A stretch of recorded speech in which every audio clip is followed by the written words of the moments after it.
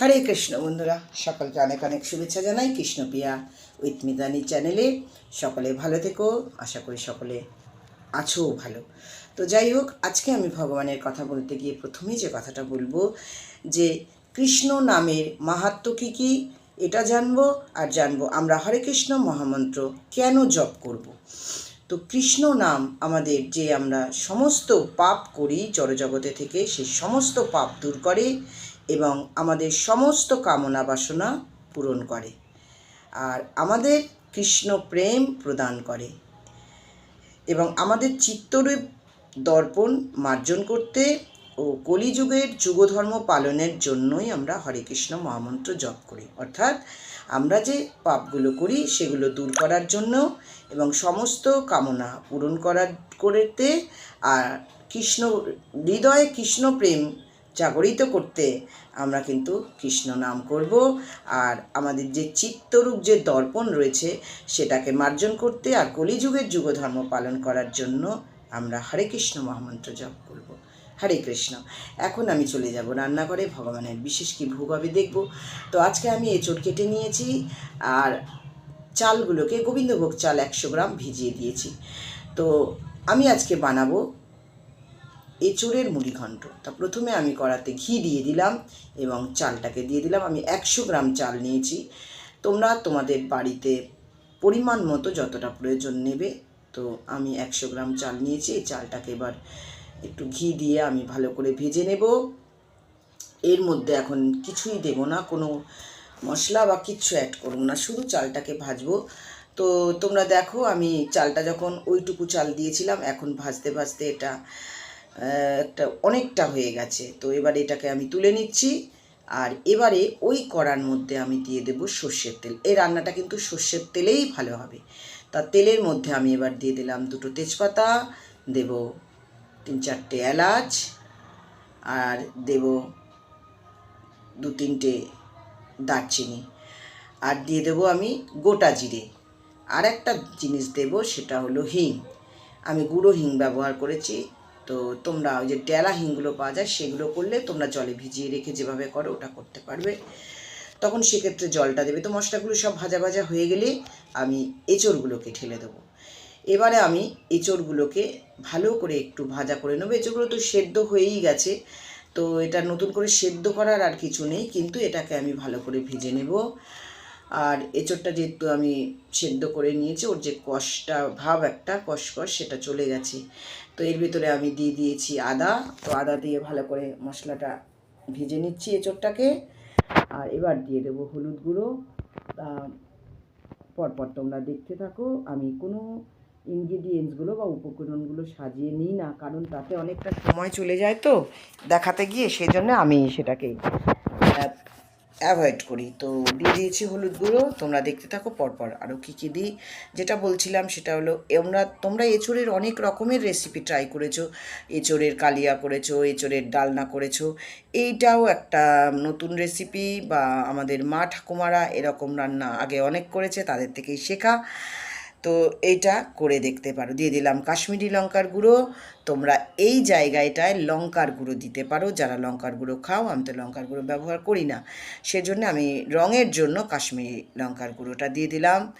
এরপরে দিয়ে দেবো আমি 3টে কাঁচা লঙ্কা। তোমরা তোমাদের মানে যতটা দরকার সেটাই দেবে, ঝাল কম বেশি হতেই পারে। এবার সব মশলাগুলো দিয়ে দেখো আমি ভালো করে কষে নিচ্ছি এঁচোড়টাকে, একদম সুন্দর করে কষবো যেভাবে আমি এঁচোড় রান্না করি। এখনও অনেক কিছু বাকি আছে, স্কিপ করো না, সকলের কাছে অনুরোধ রইল স্কিপ না করে দেখার জন্য। এবার আমি দিয়ে দিলাম কিছুটা 2 চামচ টক দই ফেটিয়ে নিয়ে আমি দিয়ে দিলাম। এবার এটা দিয়েও আমি ভালো করে মশলাটাকে কষে নেব। তো আমার কষা হয়ে গেছে প্রায়। এখন এর মধ্যে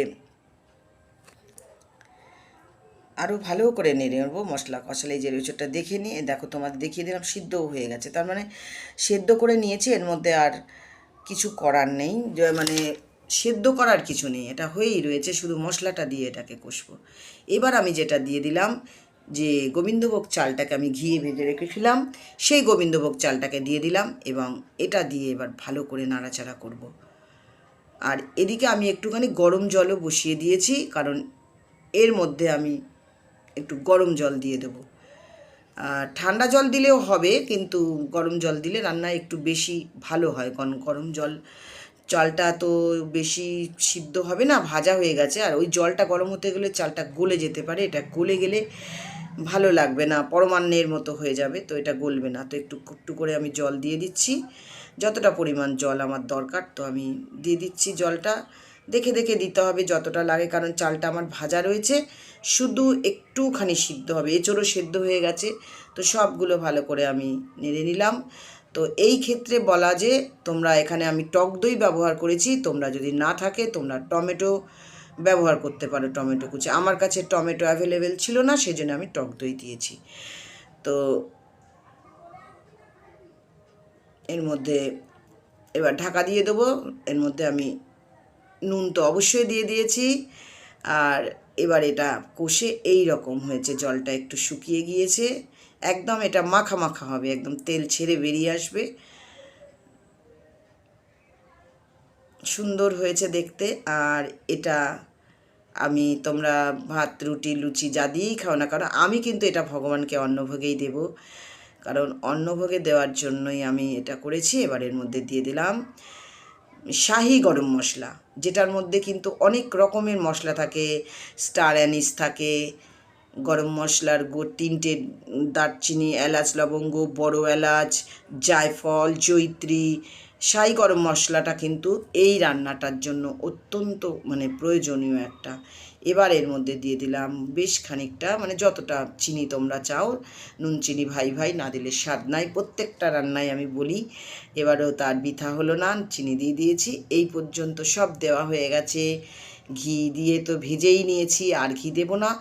আর তেল দিয়ে দেখো তোমরা, খুব সুন্দর হয়েছে। এবার এটাকে একটু অল্প আছে, একদম ফ্লেমটা কমিয়ে দেব, কমিয়ে দিয়ে এই সবগুলোকে আবারও একটু নাড়াচাড়া করে দেবো।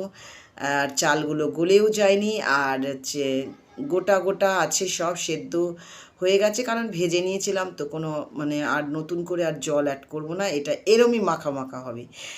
তো সকলে বাড়িতে ট্রাই করে দেখো, ভালো লাগবে, এটা একটা নতুনত্ব রান্না। তো আমি এবার রেডি হয়ে গেছে, এবার আমি একটা পাত্রের মধ্যে এটাকে ঢেলে নেব। তো পাত্রটা বসিয়ে নিয়েছি, এবার এর ভেতরে অল্প অল্প করে কড়ার থেকে ঢেলে নিয়েছি। সাজিয়ে দিতে ভালো লাগে আমাদের, তাই না? কোনো কিছু করলে, নতুন কিছু করলে তো আমরা মনে করি সুন্দর করে সাজিয়ে ভগবানকে দেব, যাকেই দিই সুন্দর করে দেবো।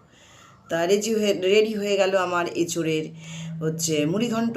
এবার ভগবানকে ভোগ নিবেদন করে দেবো, তোমরা সঙ্গে থাকো।